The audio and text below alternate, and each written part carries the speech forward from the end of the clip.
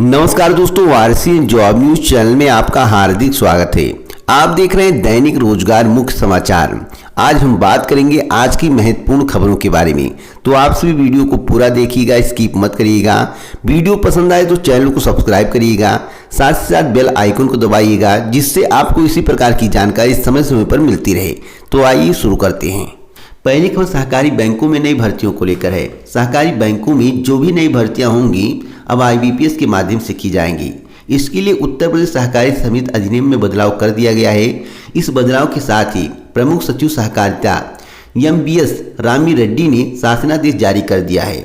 संशोधन के मुताबिक अब सहकारी संस्था का सेवा मंडल सीधी भर्ती के तहत उत्तर प्रदेश राज्य सहकारी बैंक, जिला सहकारी बैंकों और सहकारी ग्रामीण विकास बैंकों से अधियाचन लेगा। अधियाचन लेने के बाद IBPS को भेजा जाएगा। भर्ती की समस्त प्रक्रिया इसी संस्था के द्वारा पूरी की जाएंगी। सेवा मंडल की भूमिका महज मध्यस्थ की होगी। सवाल उठता है कि सहकारी बैंकों की भर्तियां आखिरकार IBPS के माध्यम से कराने का फैसला क्यों लिया गया। आपको बता दें, इसका एकमात्र कारण है भर्तियों में घोटाला। सहकारिता विभाग की भर्तियों में हाल के वर्षों में हुए घोटाले के बाद राज्य सरकार ने भर्ती संस्था सहकारी संस्था का सेवा मंडल के अधिकारों को सीमित कर दिया है।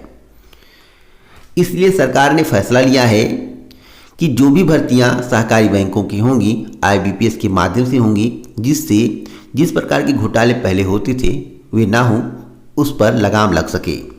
साथ साथ मैं आपको बताना चाहता हूं, जो भी भर्तियां सहकारी बैंकों की होंगी उसकी जो एजेंसी होगी TCS होगी। TCS के माध्यम से परीक्षा का आयोजन कराया जाएगा। दूसरी खबर हरियाणा की है, जो कि बहुत अच्छी खबर है। जितने भी प्रतियोगी छात्र हैं चिंता में थे, अब वे चिंता मुक्त हो गए हैं, क्योंकि हरियाणा सरकार ने नई भर्तियों को लेकर स्थिति स्पष्ट कर दी है। आपको बता दें, हाल ही में आपने कई समाचार पत्रों में पढ़ा होगा और मेरे द्वारा भी आपको बताया गया था कि हरियाणा सरकार ने 1 वर्ष के लिए नई भर्तियों पर रोक लगा दी है। लेकिन जब विपक्ष हमलावर हुआ, विपक्ष हल्ला मचाने लगा, उसके बाद सरकार ने अपना रुख बदल लिया। विपक्ष के हल्ला मचाने के बाद हरियाणा सरकार ने बुधवार को स्पष्ट कर दिया है कि प्रदेश में सरकारी नौकरियों की भर्ती प्रक्रिया बंद नहीं की जाएगी। मुख्यमंत्री मनोहर लाल खट्टर ने कहा कि हरियाणा कर्मचारी चयन आयोग और लोक सेवा आयोग के माध्यम से 12,500 कर्मचारियों की भर्ती प्रक्रिया चल रही है, जिसे रोका नहीं जाएगा। सिर्फ विश्वविद्यालयों में नई भर्तियां नहीं होंगी। सरकार को यह जरूरत महसूस हुई तो किसी भी विभाग में भर्ती होगी। सरकार के द्वारा स्थिति स्पष्ट कर दी गई है कि सिर्फ विश्वविद्यालयों में नई भर्तियां नहीं होंगी, बाकी जो भर्ती प्रक्रिया चल रही थी वह पूरी की जाएगी। अगर सरकार को आवश्यकता महसूस होती है तो नई भर्तियां भी की जाएंगी। तो जितनी भी प्रतियोगी छात्र हैं, आप सभी को घबराने की आवश्यकता नहीं है, जमकर तैयारी करें। 1% भी चिंता करने की आवश्यकता नहीं है। जैसा कि मेरे द्वारा कल ही आपको बताया गया था कि सरकार ने अभी स्थिति स्पष्ट नहीं की है, सरकार की निंदा की जा रही है। कल की आप वीडियो देखेंगे तो आपको पूरी जानकारी उस वीडियो में मिलेगी, इसलिए आप वीडियो रेगुलर देखें और पूरा देखें। तीसरी खबर उत्तर प्रदेश लोक सेवा आयोग की LT ग्रेड शिक्षक भर्ती परीक्षा 2018 के अभ्यर्थियों की है।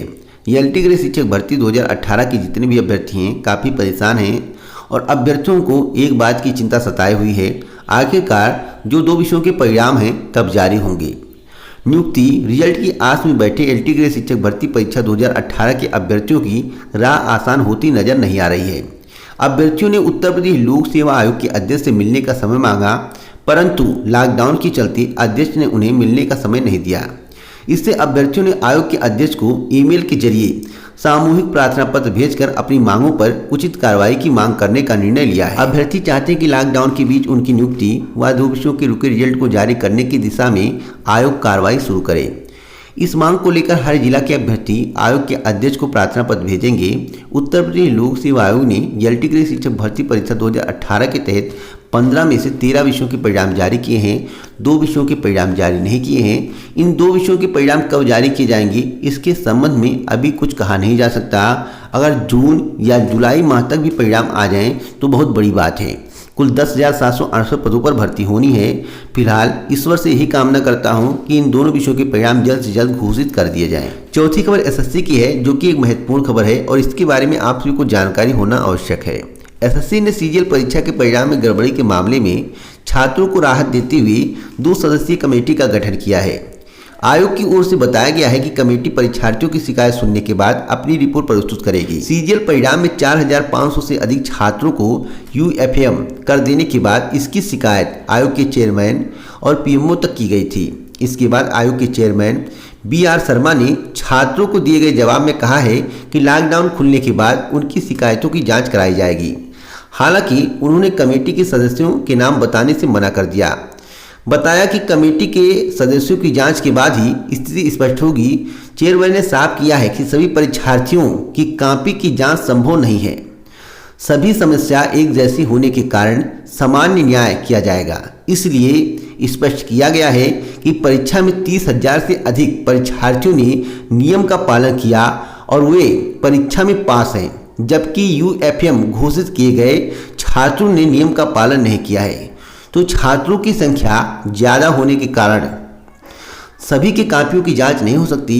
फिलहाल चेयरमैन ने आश्वासन दिया है कि सभी के साथ सामान्य न्याय होगा। अब देखना होगा कि लॉकडाउन खुलने के बाद चेयरमैन के द्वारा कौन सा सामान्य न्याय किया जाता है। पांचवी खबर फर्जी शिक्षकों को लेकर है। फर्जी शिक्षकों को लेकर हाईकोर्ट ने एक अहम फैसला सुनाया है। हाईकोर्ट ने एक टिप्पणी की है 2823 की बर्खास्तगी के संबंध में। फ्रॉड और न्याय एक साथ नहीं रह सकते। फर्जी डिग्री से नियुक्ति शून्य और अवैध है। ऐसी नियुक्ति को निरस्त कर बर्खास्त करने के लिए विभागीय जांच की जरूरत नहीं है। यह तल्ख टिप्पणी इलाहाबाद हाईकोर्ट ने अध्यापकों की फर्जी नियुक्ति के मामले में की है। हाईकोर्ट ने एसआईटी जांच रिपोर्ट और डॉक्टर भीमराव अंबेडकर विश्वविद्यालय आगरा की रिपोर्ट के बाद सत्र 2005 की बीएड की फर्जी डिग्री के आधार पर प्रदेश के विभिन्न जिलों के प्राथमिक विद्यालयों में की गई सहायक अध्यापकों की बर्खास्तगी को वैध करार दिया है। छठवीं खबर विश्वविद्यालय की परीक्षाओं को लेकर है। विश्वविद्यालय की परीक्षाओं के आयोजन के संबंध में यूजीसी ने अपना फैसला सुना दिया है। यूजीसी ने जो दिशा निर्देश जारी किए हैं आपकी स्क्रीन पर है, आप उसे पढ़ सकते हैं। मेरे द्वारा आप सभी को बहुत पहले बताया गया था कि विश्वविद्यालय की जो भी परीक्षाएं होंगी वह जुलाई माह के अंतिम से होंगी, उसके पहले शुरू होने की उम्मीद बहुत कम है। आपको बता दें कि कोरोना संकट के चलते ऊहापोह में फंसे विश्वविद्यालय को फिलहाल यूजीसी ने आगे बढ़ने की राह दिखाई है। इसके तहत अब वे जुलाई से परीक्षाएं करा सकेंगे। हालांकि सबसे पहले फाइनल सेमेस्टर के छात्राओं की परीक्षाएं होंगी, बाद में दूसरे सेमेस्टर की परीक्षाएं कराई जाएंगी। इस तरह से नए शैक्षिक सत्र की पढ़ाई भी अगस्त से शुरू हो जाएगी। हालांकि विश्वविद्यालय में प्रवेश लेने वाले नए छात्रों की कक्षाएं सितंबर से होंगी। और मैं आपको बता दूं, मेरे द्वारा आपको बहुत पहले बताया गया था जो अब की बार शैक्षिक सत्र होगा, अगर आपने वीडियो को नहीं देखा है तो चैनल पर अपलोड है, उसे आप देख सकते हैं। मेरे द्वारा साफ साफ बताया गया था कि जो जुलाई 2020 से शैक्षिक सत्र शुरू होता था, अब वह जुलाई 2020 के बजाय सितंबर 2020 से शुरू होगा। और जो मेरे द्वारा आपको बताया गया था वही बातें सामने निकल कर आई हैं। अब जो है अब की बार शैक्षिक सत्र सितंबर 2020 से शुरू होगा। सातवीं खबर केंद्रीय माध्यमिक शिक्षा बोर्ड अर्थात सीबीएसई की है।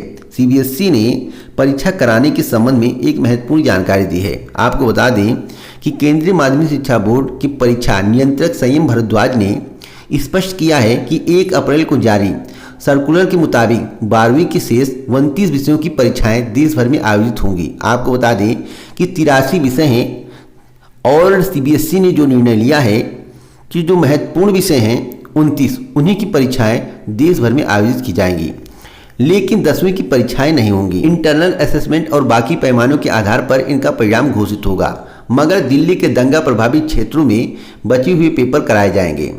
संयम भारद्वाज ने परीक्षा की अटकलों को दूर करते हुए कहा कि बोर्ड को लॉकडाउन खत्म होने का इंतजार है। जैसे ही हालात सामान्य होते हैं तो बोर्ड मुख्य 29 विषयों की परीक्षा को आयोजित करेगा। परीक्षा नियंत्रक ने साफ साफ कहा कि किसी को परेशान होने की जरूरत नहीं है। 10 दिन पहले ही सभी को सूचित कर दिया जाएगा। वहीं 10वीं बोर्ड के शेष विषयों की परीक्षाएं पहले ही रद्द कर दी गई थी, अब उन्हें नहीं कराया जाएगा। केवल उत्तर पूर्वी दिल्ली में कुछ विषयों की परीक्षाएं रह गई हैं जो कि लॉकडाउन खत्म होने के बाद आयोजित की जाएगी। अब सवाल उठता है कि परीक्षाओं का आयोजन कब होगा। तो इसके संबंध में जो मुझे जानकारी प्राप्त हुई है कि परीक्षाओं का आयोजन जून के अंतिम या जुलाई माह से शुरू किया जाएगा। उससे पहले परीक्षा का आयोजन संभव नहीं दिख रहा है। आगे कोई जानकारी होगी तो इस चैनल के माध्यम से आपको दी जाएगी। वीडियो पसंद आया हो तो लाइक करें, शेयर करें और चैनल को सब्सक्राइब करें।